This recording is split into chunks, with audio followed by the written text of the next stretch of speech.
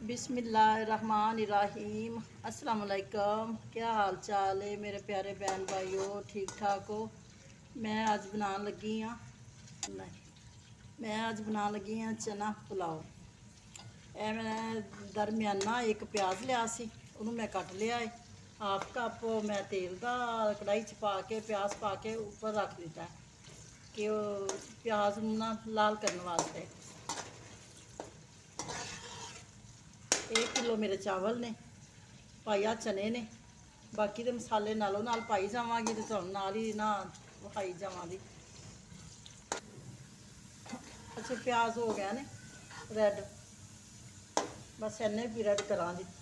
ਇਹ ਨੇ ਮੇਰੇ ਕੋਲ मसाले, पहले मैं साबुत मसाले विच पा लवां। एक इलाची है, 2 दालचीनी के पीस ने, एक पत्ता है, जीरा है,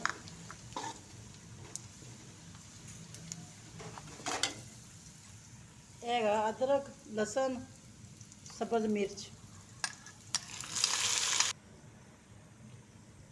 1 चम्मच कुटी मिर्च, तो नमक अफसे ज़ायका।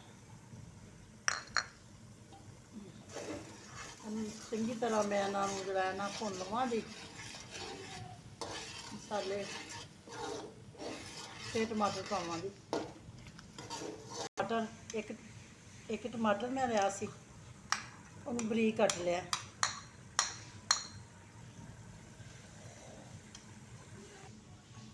हूँ थोड़ा चंगी तरह 2-3 मिनटा तक जरा ना इनू मैं इसकी भुनी ला लाँगी। मसाला अच्छी तरह जरा है ना भुज जाएगा, फिर पानी जरा है ना पा देंगे। ये आसानी सिंपल सादे तरीके नाल सिंपल जल्दी जल्दी बनने वाला चना पुलाव, घर के ही मसालियां नाल ही, बाज़ारों कोई चीज़ नहीं लियानी पैनी। मसाला मेरा तैयार हो गया है। इधर देखो माशाल्लाह कितना सोहना ते कितना प्यारा। अच्छा जी, चने मैं उबाल के रखे सी। एक किलो चावल मेरे ने, एक पाया चने ने, उन्होंने मैं उबाल लिया सी। उबाल के चने लहदा कर लेने। यह चावलों की चनिया जख्मी है, यह ही मैं ना चावलों से इन्होंने अंदर ऐड कर रहा। बस हाफ चम्मच गरम मसाला पीसिया होया।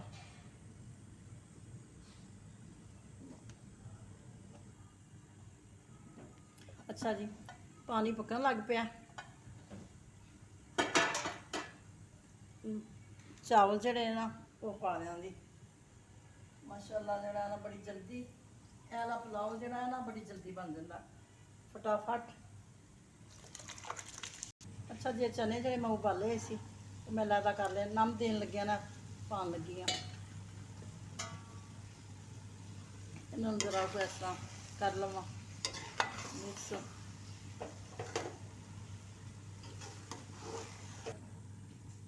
ये कलर है जरदा, थोड़ा थोड़ा जड़ा ना इसके ऊपर डाल दूंगी मैं ऐसे करके। चना बिरयानी बन जाएगा। चना बिरयानी दम दे देता है मैं 10। बिस्मिल्लाहिर्रहमानिर्रहीम। माशाल्लाह नम मैं खोल देता है। चना बिरयानी मेरी तैयार हो गई है। माशाल्लाह माशाल्लाह, अच्छी खुशबू भी अच्छी है, बनी भी प्यारी है। अगर देखो कितनी सोहनी बन गई।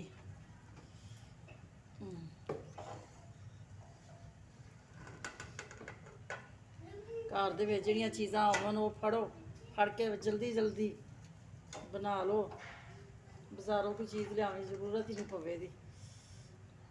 इस तरीके नाल माशाल्लाह। अच्छा जी, मेरे चैनल को सबसक्राइब करो, तुहाडी बड़ी मेहरबानी।